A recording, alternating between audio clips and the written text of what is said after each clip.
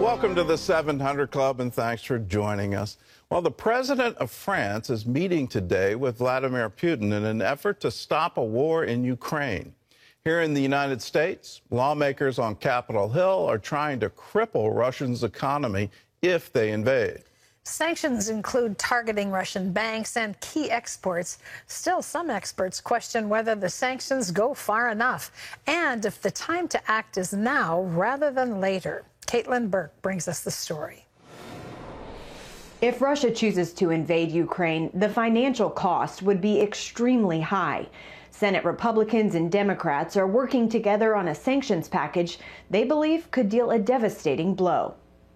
It's to include a variety of elements, massive sanctions against the most significant Russian banks, crippling to their economy, meaningful in terms of consequences to the average Russian and their accounts and pensions. According to Senator Menendez, these sanctions go beyond any ever levied, although some experts worry they don't go far enough. And I do think the sanctions that they're discussing are important, but I don't know that by themselves it is sufficient to cause the kind of effect on the Russian economy that is going to be needed if we are to truly make Putin think twice.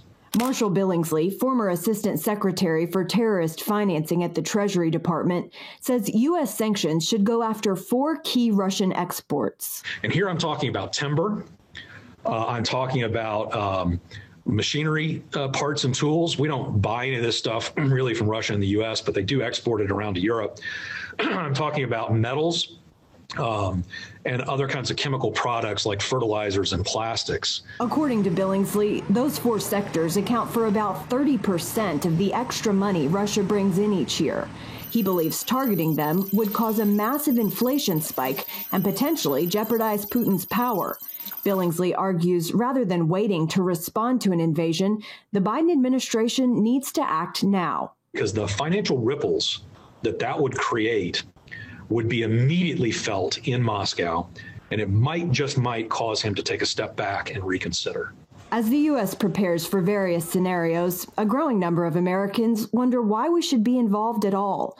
Billingsley points to Russia's role as a major energy exporter. If they invade and then sanctions, even sanctions on banks, would have the effect of disrupting the energy trade, and we will see an immediate spike in gas prices at the pump. There's also the fact that Ukraine is one of the world's leading exporters of things Americans use on a daily basis, like wheat, potatoes, and tomatoes. The last thing we need is a scramble around the world to buy potatoes because the Russian potato farms are now or the Ukrainian potato farms are now under Russian occupation, and the farmers have all fled. Former Secretary of State Mike Pompeo emphasized the same point. Almost a third of the wheat, red winter wheat that travels across the world, comes out of Ukraine and Russia and goes through the Black Sea, the very thing that is being threatened by Vladimir Putin. These things matter to the global food supply. If you're living in the outskirts of Las Vegas or Bakersfield or in Tennessee or Georgia or in the upper Midwest, you depend on these stable food supplies. Finally, Billingsley points to the U.S. long-standing commitment for democracy. This discussion about letting the democratic country of Ukraine fall prey to a dictator like Vladimir Putin is not what we as Americans should stand for. As lawmakers work to finalize their sanctions package, Billingsley warns that unprecedented acts of aggression warrant a truly unprecedented response. Caitlin Burke, CBN News. Let us hope for peace. If President Macron can achieve that, he's in Moscow today. It's a very high-risk game for him because politics is behind a lot of the decisions right now, and particularly, I think, in Russia's mind as they're playing a very elaborate game of chess with their influence over Europe, their influence over Eastern Europe. And you look at the politics of the situation, Macron is standing for election in 2 months. So for him personally, this is a very high-risk game. If he can pull off peace, he has now a victory, and will that lead him to victory in the polls? Here in the United States, you have President Biden weakened from the withdrawal from Afghanistan, all the horror of that and the mistakes that you pull out your military before you pull out your own citizens. So he's now has to be tough on Russia. And I think Putin knows it and is banking on it and is trying to drive a wedge between the United States being tough on Russia and Europe saying, well, we don't want another war. Germany's on the sidelines on this, and Russia knows it.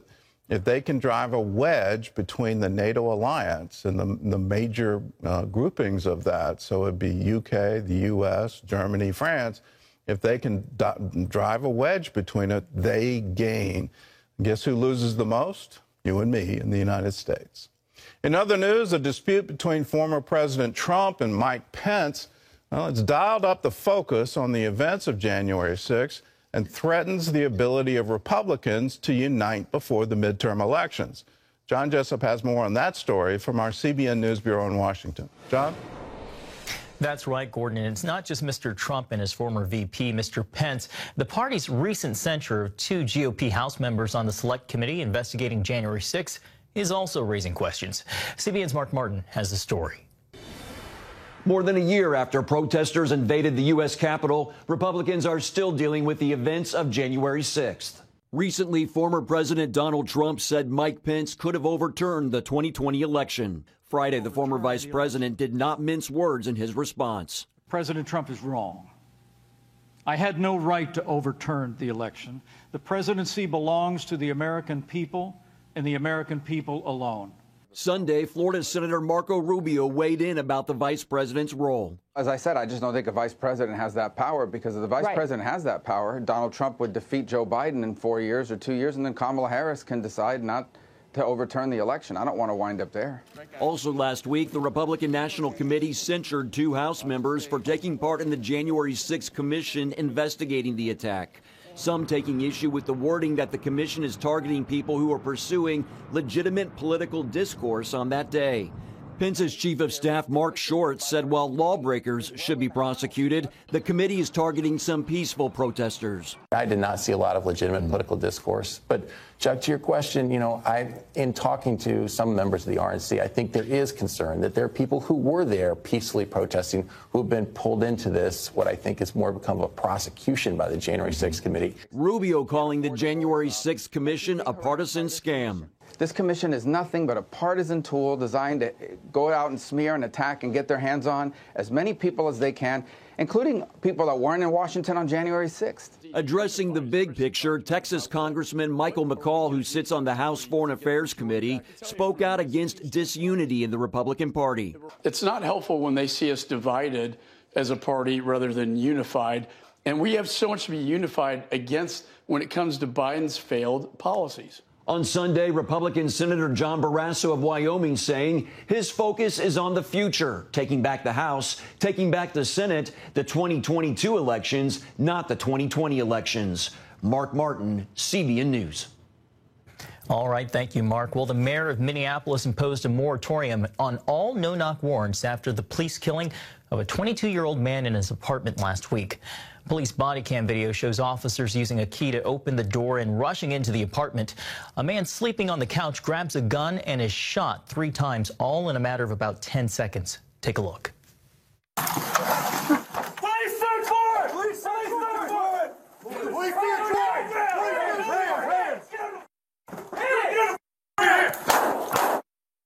Relatives say Amir Locke legally owned the weapon. Over the weekend, protesters called for the mayor and police chief to resign. City officials had restricted the use of no-knock warrants as part of reforms after the killing of George Floyd, but police continue to use them. One state legislator who is opposed to no-knock warrants says they create too much risk for police and citizens in situations where split-second decisions mean life and death. Well, the mayor of Canada's capital, Ottawa, declared a state of emergency Sunday as protesters opposed to COVID-19 restrictions continue to paralyze downtown. Thousands of protesters descending on the city again this weekend. The protest started with truckers against a new rule that they must be vaccinated against COVID-19 to cross the border into the United States. Meanwhile, an online fundraising platform shut down a page that raised more than $8 million for the truckers over what it deemed a violation of its terms of service. The fundraiser is now hosted by a Christian crowdfunding site. GoFundMe says it will reimburse donations or distribute them to other charities. On Sunday, Texas Republican Senator Ted Cruz said that amounts to stealing.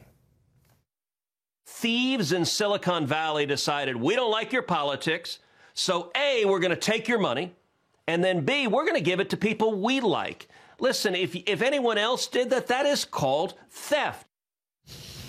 Cruz said he's asking the Federal Trade Commission to investigate if the site is guilty of deceptive trade practices. Well, turning overseas, it's been more than a month since the super typhoon wreaked havoc in the central Philippines. Many island communities still lack electricity and access to clean water. As Asia correspondent Lucille Talusan shows us, CBN's Operation Blessing is helping provide this basic but vital need.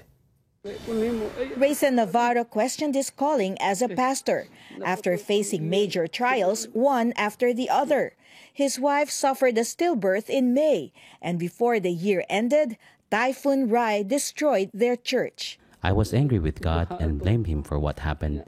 Losing our baby brought so much pain, and then our church where we also lived was totally damaged by the storm.